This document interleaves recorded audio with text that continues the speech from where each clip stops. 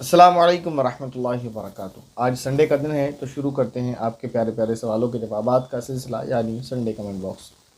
پہلا سوال ہے بھائی محمد شاہد جمال انصاری صاحب کا۔ سوال کرتے ہیں ماشاء اللہ سبحان اللہ الحمدللہ جزاک اللہ خیر مفتی صاحب، آپ کو اللہ تعالیٰ ایسے ہی خوش رکھے آمین۔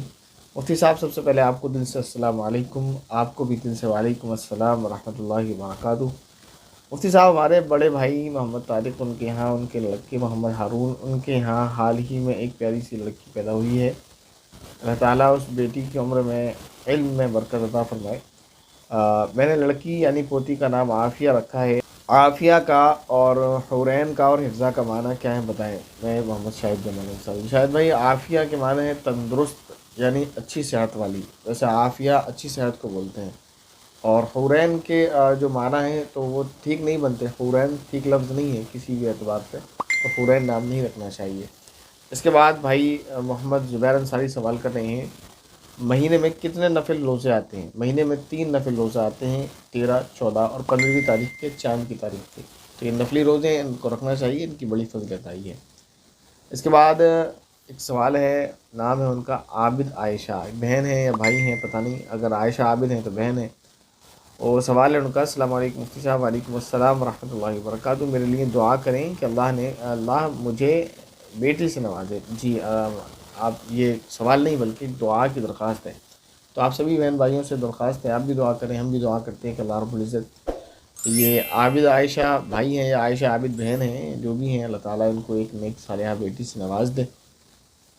اس کے بعد بھائی رضوان خان، ان کے لیے بھی یہی تمنا ہے، وہ کہہ رہے ہیں میرے لیے بھی دعا کریں، مجھے بھی ایک بیٹی پیدا ہو جائے آمین۔ آپ کے لیے بھی دعا ہے، اللہ سے دعا ہے کہ اللہ تعالیٰ ان تمام ہی والدین کو جو بیٹیوں کی قدر کرنا جانتے ہیں، ان سبھی کو بیٹیاں نصیب فرمائے، جو بیٹی کے طلبگار ہیں اللہ تعالیٰ ان کو بیٹیاں نصیب فرمائے۔ اس کے بعد بھائی زبیر انصاری سوال کر رہے ہیں، جس کا انتقال ہو گیا ہے اس کی طرف سے نماز پڑھ سکتے ہیں کیا؟ اس کا جواب یہ ہے نہیں پڑھ سکتے، ان کی نمازوں کا فدیہ ادا کر سکتے ہیں، یعنی کسی کی اگر نمازیں رہ گئی ہیں، مثلا کسی کی ایک دن کی نمازیں رہ گئی تو اس کی آپ نمازیں پڑھ لیں، تو یہ تو طریقہ درست نہیں ہے، آپ نہیں پڑھ سکتے۔ ہاں یہ ہو سکتا ہے ان کی طرف سے آپ فدیہ دے دیں، یعنی ان کی نمازوں کی ادائیگی کا ایک طریقہ ہو جائے گا، اللہ تعالیٰ کی ذات سے امید ہے کہ اللہ تعالیٰ ان کے ذمہ جو نمازیں رہ گئی ہیں وہ اللہ تعالیٰ معاف فرما دے، تو ایک دن کی 6 نمازیں ہو جائیں گی فدیے کے اعتبار سے، فجر، ظہر، عصر، مغرب، عشاء اور وتر، یعنی ان 6 نمازوں کا فدیہ دینا۔ اس کے بعد ان کا دوسرا سوال ہے، نماز میں درود ابراہیم کی جگہ کوئی اور درود شریف پڑھ سکتے ہیں؟ درود ابراہیم سب سے افضل درود شریف ہے، اسی کو پڑھنا چاہیے، بہتر ہے، یہی پڑھنا چاہیے، یہی سب سے بہتر اور افضل ہے۔ اس کے بعد بھائی محمد شاہد جمال انصاری سوال کر رہے ہیں، ماشاء اللہ اللہ تعالیٰ ایسے ہی آپ کو خوش رکھے آمین۔ مفتی صاحب شب برات کب ہے اور سب سے زیادہ کون سا عمل کرنا چاہیے جس سے زیادہ نیکی ملے بتائیں؟ میں محمد شاہد جمال انصاری، دہلی مظفر آباد سے۔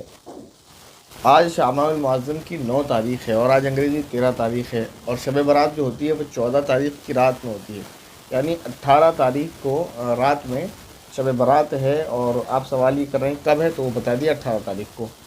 اب سوال یہ ہے کہ کون سا عمل زیادہ کرنا چاہیے، تو اس میں آپ جتنا ہو سکے نفل نماز کثرت سے پڑھیں، اور دوسرے دن روزہ رکھیں، اور یہ جو عبادت آپ کریں رات میں تو اس میں چند چیزوں کا خیال کریں کہ تنہائی میں عبادت کریں، یعنی مسجدوں میں نہ جائیں، یہ سب سے افضل ہے، اپنے گھر میں ہی جتنا ہو سکے آپ نفل نماز پڑھیں، زیادہ سے زیادہ قرآن کریم کی تلاوت کریں، ذکر و اذکار کریں جتنا آپ سے ممکن ہو سکے، یعنی جتنا ہو سکے آپ اتنا عمل اس میں کر لیں۔ نبی کریم صلی اللہ علیہ وسلم سے زندگی میں ایک مرتبہ جو ہے قبرستان جا کر وہاں جانا اور ثابت ہے، آپ وہاں جا سکتے ہیں، لیکن زندگی میں ایک ہی بار یہ عمل کریں، کیونکہ نبی کریم صلی اللہ علیہ وسلم سے ایک ہی مرتبہ ثابت ہے۔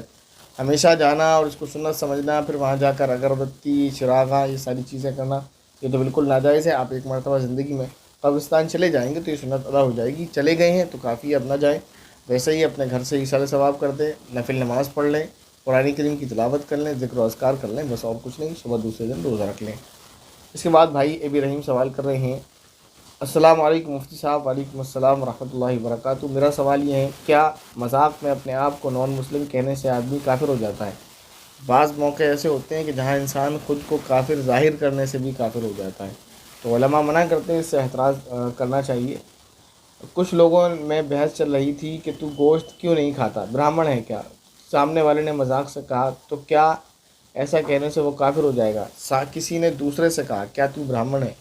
تو تو نہیں کہنا چاہیے تھا کہنے والے کو. بہرحال نہ تو جس کو کہا وہ کافر ہوگا، نہ ہی کہنے والا کافر ہوگا اس سے، لیکن انہیں کہنا نہیں چاہیے تھا، اس طرح کی کلمات نہیں کہنا چاہیے. ان کا سوال یہ ہے، اور میں نے اس آدمی سے کلمہ پڑھوا لیا لیکن بتایا نہیں کس لیے، بس ایسے ہی پڑھ لے کہا اچھا رہتا ہے، کیا وہ پھر سے مسلم ہو جائے گا؟ دیکھیں پہلے ایک چیز سمجھیں کہ بعض موقع پر علماء نے لکھا ہے کہ انسان اپنا حلیہ اگر ایسا بنا لیتا ہے تو وہاں بھی اس سے جو ہے احتراز برتنا چاہیے. اور بہت ساری اسکیمز کے لیے مسلمان اپنا نام تبدیل کر لیتے ہیں، ایسا سننے میں آیا. تو یہ غلط ہے اگر کسی نے کیا ہے تو، میری نظر میں ایسا نہیں ہے. یعنی جو مسائل علماء کے لکھے ہوئے ہوتے ہیں، جو علماء کے پاس سوالات آتے ہیں، اس کے جواب جو علماء نے دیے ہیں تو انہی سوالوں میں پڑھا ہے. اب وہ کب کے سوالات ہیں، کس نے نام بدلا، یا فرضی سوالات تھے. اگر کسی اسکیم کے لیے بھی، مثلا اگر کوئی اسکیم غیر مسلم کے لیے ہے اور وہاں پر بھی اگر اپنا نام بدل کر اس طرح سے اپنے آپ کو غیر مسلم وہاں شمار کرایا جاتا ہے اور اس اسکیم کو حاصل کرنے کے لیے، تو علماء نے اس سے بھی سختی سے منع کیا ہے. ایمان جانے کا خطرہ ہے ان چیزوں سے، کیونکہ صراحتاً تو یہ نہیں کہہ سکتے کافر ہے، کیونکہ اس نے ایسی حرکت جان بوجھ کر نہیں کی ہے، لا علمی اور جہالت کی بنا پر کی ہے. تو بہرحال یہ کہ ویسے بھی علماء کسی پر کفر کا فتویٰ لگانے میں بہت احتراز برتتے ہیں کہ کسی پر اگر 100 وجوہات میں سے 99 وجوہات کفر کی پائی جائیں اور اس میں ایک وجہ، یعنی اس وجہ یہ مطلب نہیں کہ 99 اس نے کفر کر لی ہوں، یعنی کسی نے کوئی بات ایسی بولی، کوئی حرکت ایسی کی جس میں 99% چانس ہے. لوگ اس بات سے بھی یہ سمجھتے ہیں کہ کسی نے اگر 99 کفر بک دیے اور ایک مرتبہ اس نے کوئی دینی بات بول دی تو اسے مسلمان سمجھا جائے گا. ایسا نہیں ہے.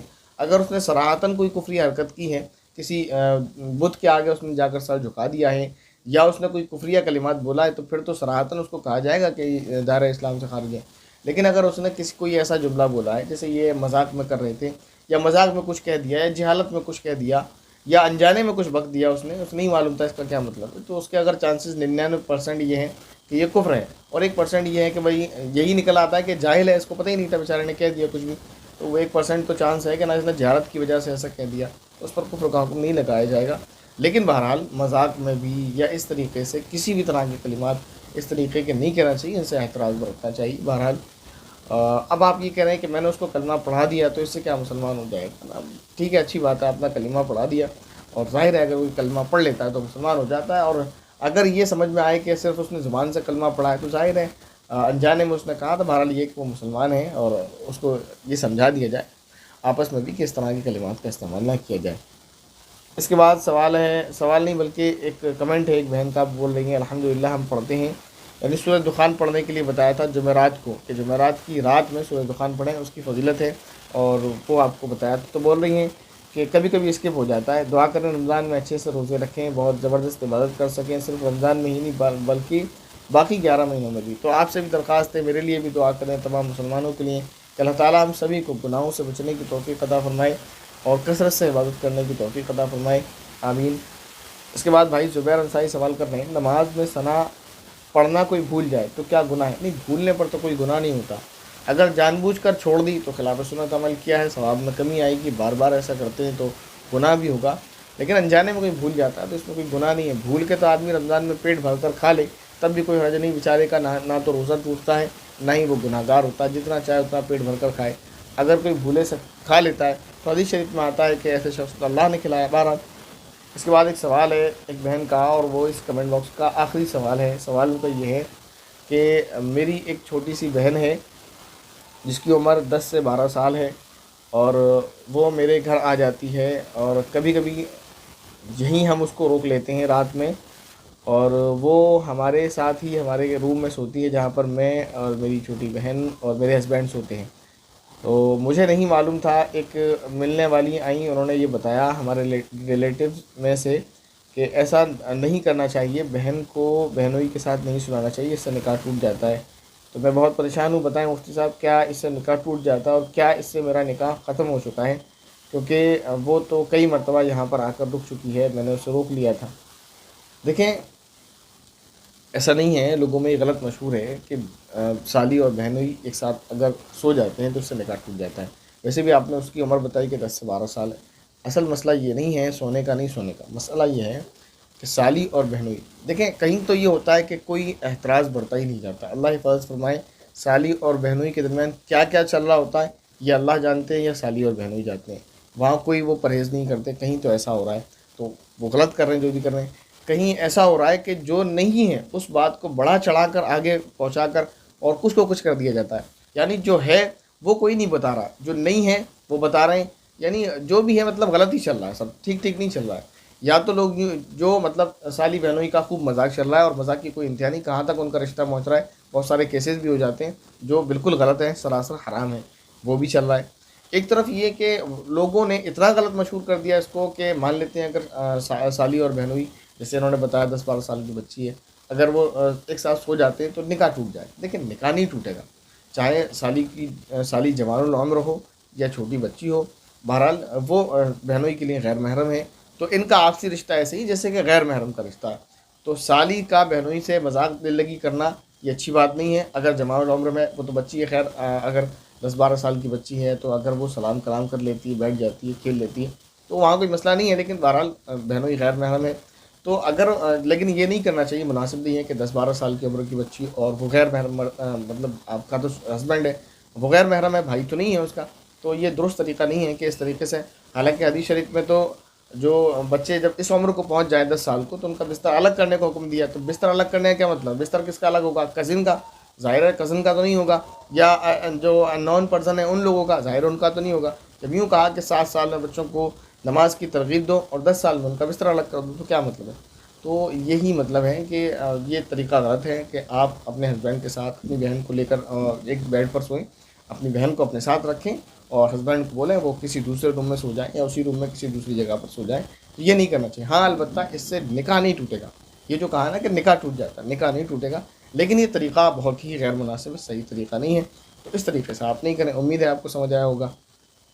یہی کچھ سوالات تھے جو آپ کے لیے گئے۔ اگر کسی کا کوئی کمنٹ رہ گیا ہے، کوئی سوال رہ گیا ہے، یا کوئی ڈاؤٹ ہے ذہن میں، تو اسے کمنٹ کریں، انشاءاللہ اس کو کلیئر کرنے کی کوشش ضرور کی جائے گی۔ السلام علیکم ورحمۃ اللہ وبرکاتہ۔